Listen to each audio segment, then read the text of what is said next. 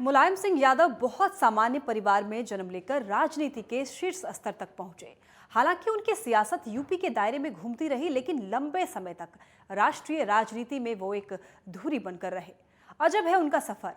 पहलवानी का शौक और पेशे से शिक्षक, लेकिन राजनीति में आए तो कुशल दांव पेचों के साथ बाजी जीतते गए। उन्होंने अपने को लोहिया का अनुयायी बताया और समाजवादी नेता के बतौर अपने छवि गढ़ने का प्रयास किया। बेशक उनके खांटी अंदाज, सियासत की शैली और बेबाकी पर कुछ लोग नाराज हो सकते हैं, लेकिन आजादी के बाद के दौर में वो दिलचस्प नेता रहे हैं। यूपी के पूर्व मुख्यमंत्री और सपा नेता मुलायम सिंह यादव पर यह खास रिपोर्ट है, देखिए। मुलायम सिंह यादव ने एक सामान्य से परिवार से निकलकर सियासत के क्षेत्र में एक बड़ी पहचान बनाई। ये उनका ही कौशल था जो सैफई अनजान सा गांव था, वो आज नेताजी की वजह से बड़ी पहचान बना पाया। सपा के नेता कार्यकर्ता ही नहीं, उनके बेटे अखिलेश यादव भी उन्हें अक्सर नेताजी कहकर पुकारते। मुलायम सिंह यादव 3 बार यूपी के सीएम रह चुके थे। केंद्र में भी रक्षा मंत्री के अहम पद को उन्होंने संभाला। 22 नवंबर 1939 को इटावा जिले के सैफई में वो जन्मे। उनके पिता सुधर सिंह यादव भी सामान्य किसान थे। मुलायम को युवा अवस्था से ही पहलवानी का शौक था और बकायदा वो अखाड़े में जाकर कुश्ती के दांव पेच आजमाया करते। सियासत में आने से पहले मुलायम सिंह यादव ने आगरा यूनिवर्सिटी से एमए किया। कुछ समय इंटर कॉलेज में पढ़ाया भी। कुछ समय के लिए वो शिक्षक बने। लोहिया के संपर्क में आने के बाद उन्होंने सियासत की ओर कदम बढ़ाए और फिर पीछे मुड़कर नहीं देखा।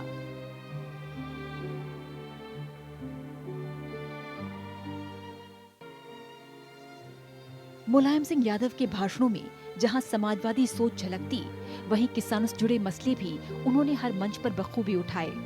उनका राजनीतिक सफर यूपी के विधायक के तौर पर शुरू हुआ। 1967 में यूपी में चौधरी चरण सिंह की अगुवाई में पहली बार गैर कांग्रेसी सरकार बनी। सोशलिस्ट पार्टी के टिकट पर मुलायम सिंह यादव उस समय पहली बार विधानसभा के लिए चुने गए थे। इससे पहले इस सीट पर नत्थू सिंह का प्रभाव रहा। शुरुआती राजनीतिक जीवन से ही वो राज्य में पिछड़े वर्ग, किसानों के मुद्दों को उठाते रहे। तभी उन्होंने अपनी राजनीति की दिशा तय कर दी थी। उन पर लोहिया, कर्पूरी ठाकुर, एनएच बहुगुणा जैसे नेताओं का प्रभाव रहा।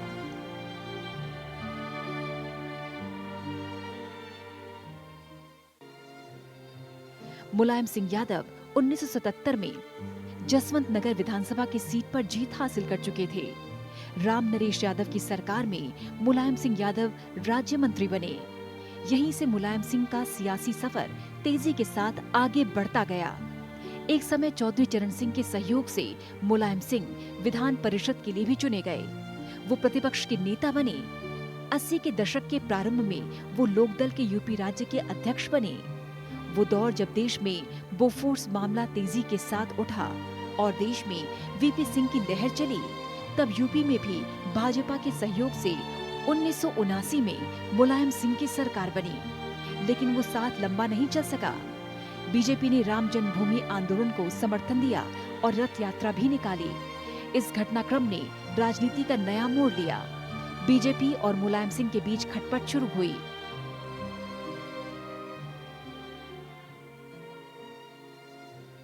उन्नीस 1990 में केंद्र में वीपी सिंह की सरकार भी गिर गई। ऐसे वक्त में नजाकत देखकर मुलायम सिंह चंद्रशेखर के साथ जनता दल में शामिल हुए। कांग्रेस ने उनकी सरकार को समर्थन दिया और फिर 1 साल बाद समर्थन वापस लिया।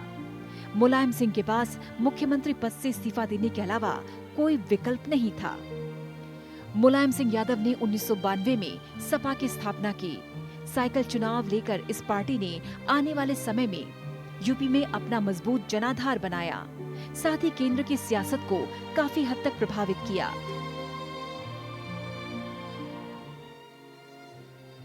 सपा की स्थापना भारतीय सियासत का एक दिलचस्प घटनाक्रम है।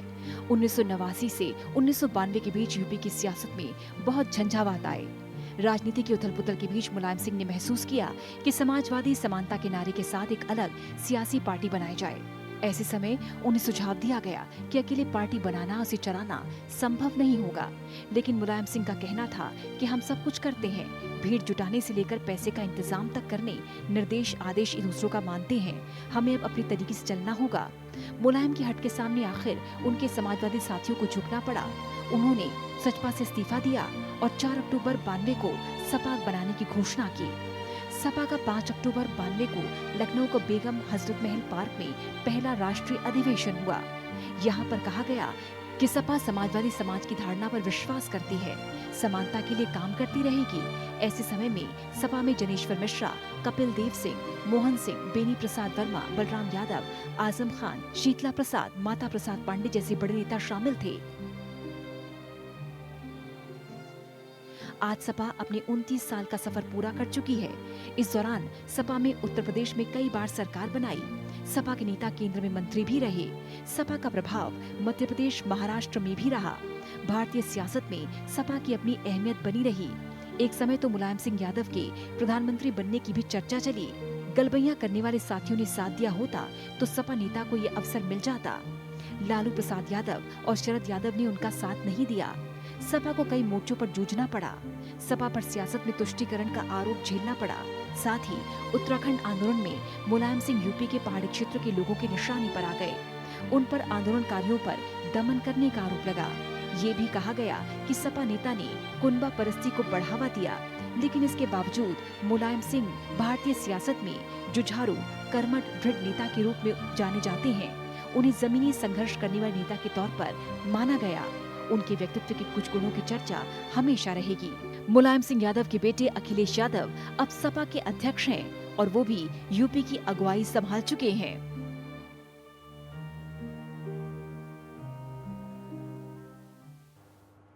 चलिए अब आपको मुलायम सिंह के जीवन से जुड़ी कुछ बातों के बारे में बताते हैं। समाजवादी पार्टी के गठन के 1 साल बाद ही बहुजन समाज पार्टी से उनका गठबंधन हुआ। ये महज एक गठबंधन नहीं था, बल्कि इस तालमेल ने भारतीय सियासत बदली और सियासत के नए समीकरणों का सूत्रपात किया। एक तरह से ये दलित और मुस्लिम वोट को केंद्रित कर राजनीति का नया मुहावरा गढ़ा गया। हालांकि इसके बावजूद सपा बसपा बहुमत से कुछ दूर रही और जनता दल कांग्रेस का समर्थन भी लेना पड़ा। मुलायम सिंह यादव मुख्यमंत्री बने और कांशीराम ने मायावती को आगे कर सत्ता की ताकत उनके हाथों में रख दी। सपा बसपा की सरकार तो बनी, लेकिन आगे जातियों को साधने और वर्चस्व की लड़ाई में सपा बसपा के बीच दरार बढ़ने लगी। हर दरार बढ़ती चली गई। न तो इसे पाटा जाना संभव था, न ही इसकी कोई कोशिश हुई। जिस सियासी गठबंधन से नई सियासत की संभावनाएं देखी जा रही थीं, वो 4 कदम नहीं चल पाईं।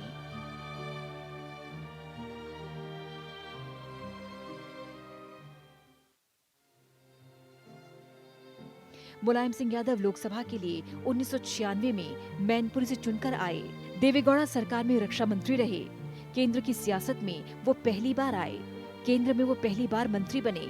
संयुक्त मोर्चा सरकार में एक समय मुलायम सिंह यादव के पीएम बनने की चर्चा भी चली, लेकिन 1999 में संभल निर्वाचन क्षेत्र से जीत दर्ज करने के साथ ही वो एक बार फिर लोकसभा पहुंचे। साल 2002 में उन्होंने भाजपा के साथ गठबंधन कर सरकार का निर्माण किया।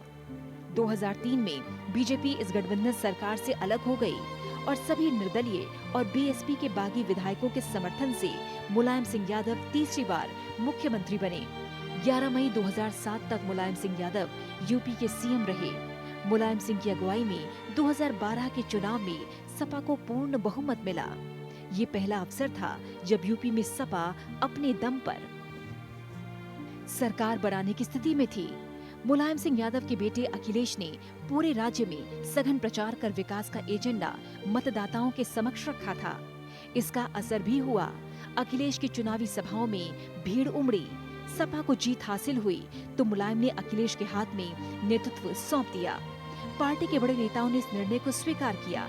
हालांकि मुलायम सिंह यादव के भाई शिवपाल से पद और भूमिका को लेकर एक लंबा संघर्ष चला।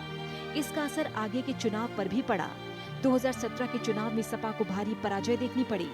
बाद में मुलायम सिंह यादव इस पार्टी के संरक्षक रहे। सपा को अखिलेश यादव चला रही हैं। जिस पार्टी की नींव मुलायम सिंह ने रखी, उसने राज्य में 4 बार सत्ता हासिल की। सपा ने दौर भी देखा कि अमर सिंह, बेनी प्रसाद वर्मा जैसे नेताओं ने इस पार्टी से किनारा किया। ये भी देखा गया कि सपा की अगुवाई मुलायम सिंह के परिवार के पास ही रही, वो भी स्थिति में जब सपा में दिग्गज नेताओं की भरमार थी और कुछ नेताओं का लंबा सियासी जीवन मुलायम सिंह यादव जैसा ही रहा।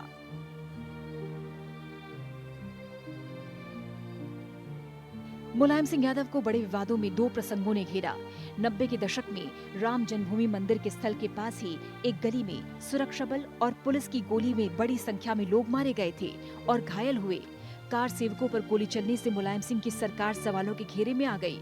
उस गोलीकांड में कई लोग मारे गए। मुलायम सिंह यादव ने यही बयान दिया था कि देश की एकता के लिए ऐसे कदम उठाना मजबूरी हो जाता है। मुलायम सिंह अक्सर ये बयान देते कि उनके रहते कोई परिंदा भी विवादित स्थल पर नहीं आ सकता। विहिप आरएसएस के लिए मुलायम के स्वर विपरीत रहे।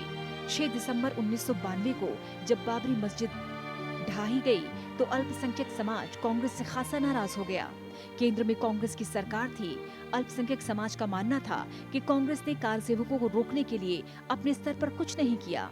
लेकिन इस पूरे घटनाक्रम के बाद अल्पसंख्यकों की नजरों में मुलायम सिंह यादव रहनुमा जैसे हो गए। मुस्लिम इलाकों में मुलायम के लिए दुआएं की जाने लगी। ये दौर था जब मुंबई में रातों रात मुस्लिम लीग के विधायक सपा में शामिल हो गए। देश के जिस भी इलाके में मुलायम सिंह जाते, अल्पसंख्यकों ने उन्हें हाथों हाथ लिया। यूपी ही नहीं, मुंबई के अल्पसंख्यक बहुल इलाकों में भी मुलायम सिंह का जोरदार स्वागत होने लगा। सपा को अगर मुलायम सिंह यादव ने जमीनी आधार दिया तो उनके करीबी अमर सिंह ने उसे पेशेवर रूप दिया।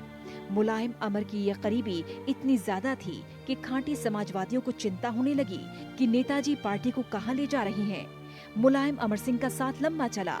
अमर सिंह ने पार्टी को कई मामलों में विस्तार दिया तो कुछ पुराने खांटी नेता भी सपा से अलग हुए। मुलायम सिंह अमिताभ बच्चन के भी करीबी रिश्ते रहे, लेकिन अमिताभ एक बार सियासत से अलग होकर सक्रिय सियासत में नहीं आए। हालांकि अमिताभ बच्चन की पत्नी जया बच्चन पार्टी की सांसद हैं। मुलायम सिंह यादव ने इस बात की बहुत कोशिश की कि सिने जगत की ट्रेजेडी किंग दिलीप कुमार सपा में शामिल हो जाएं। एक इफ्तार पार्टी की आपसी गुफ्तगू में मुलायम ने उनसे अपनी इच्छा जाहिर की थी।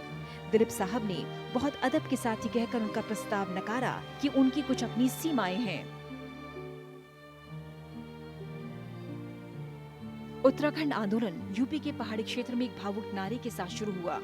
उत्तराखंड में पिछड़ी कमजोर जातियों के आरक्षण बढ़ाए जाने के विरोध में आंदोलन शुरू हुआ। यह अभूतपूर्व आंदोलन था, लेकिन आंदोलनकारियों पर गोलियां और दमन ने सपा बसपा सरकार की किरकिरी हुई। 2 अक्टूबर 1994 को दिल्ली जा रहे आंदोलनकारियों पर मुजफ्फरनगर के रामपुर तिराहे में जिस तरह गोलियां चली और बलात्कार हुआ, उससे जनता में तीखी नाराजगी हुई। मीडिया ने भी इस घटना को संज्ञान में लिया। मुलायम सिंह यादव को उत्तराखंड में काफी सम्मान की निगाह से देखा जाता था, लेकिन आंदोलन के दौरान सपा बसपा सरकार के बर्ताव ने एक दूरी बना ली। मुलायम सिंह यादव के शासन में पहाड़ी जनता को न्याय नहीं मिल सका। मुलायम सिंह यादव पहाड़ के लोगों के साथ बनी इस दूरी को पाट नहीं सके। एक बार धूल में आकर उन्होंने अफसोस भी जाहिर किया, लेकिन आंदोलन के दरमियान दमन की घटना मुलायम सिंह की छवि कमजोर करती चली गई।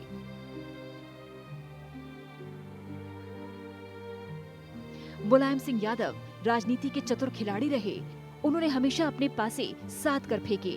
उनका हुनर था कि भाजपा के प्रबल विरोधी भी बनकर रहे और भाजपा की अप्रत्यक्ष मदद से एक बार सरकार भी चलाई। ये उनका हुनर था कि रसूखदार नेताओं को पार्टी से जोड़ा और नेताजी कहलाए। उनकी टिप्पणियों पर कभी विवाद हुए तो कभी नई दिशा तय हुई। अपने क्षेत्र सैफई को वो दुनिया के नक्शे पर लाए। उन्हें अंतर्राष्ट्रीय जूरी पुरस्कार से भी सम्मानित किया गया। धोती कुर्ता पहने मुलायम हमेशा ठेठ गवई शैली में नजर आते रहे। उनका खान पान भी देसी रहा।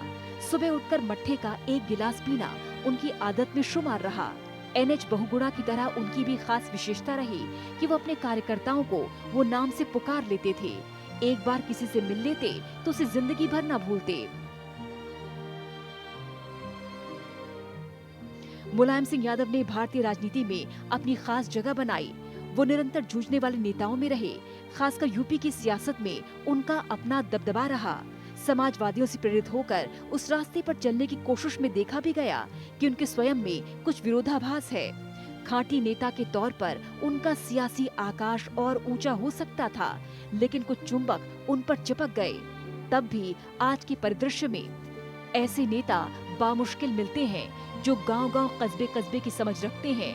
बहुत मेहनत की मुलायम सिंह यादव ने खांटी नेता होने के लिए। News desk, network 10। Mulayam Singh Yadav ने भारतीय राजनीति में अपनी खास जगह बनाई। वो निरंतर जूझने वाले नेताओं में रहे। खास करके यूपी की सियासत में उनका अपना दबदबा बना रहा। समाजवादियों से प्रेरित होकर उस रास्ते पर चलने की कोशिशों में ये भी देखा गया कि उनके स्वयं में कुछ विरोधाभास है। खांटी नेता के तौर पर उनका राजनीतिक आकाश और ऊंचा हो सकता था, लेकिन कुछ चुंबक उन पर भी चिपक गए। तब भी आज के परिदृश्य में ऐसा नेता बमुश्किल से ही मिलते हैं जो कि गांव-गांव, कस्बे-कस्बे की समझ रखते हैं। उनके सियासत की पारी लंबी रही है।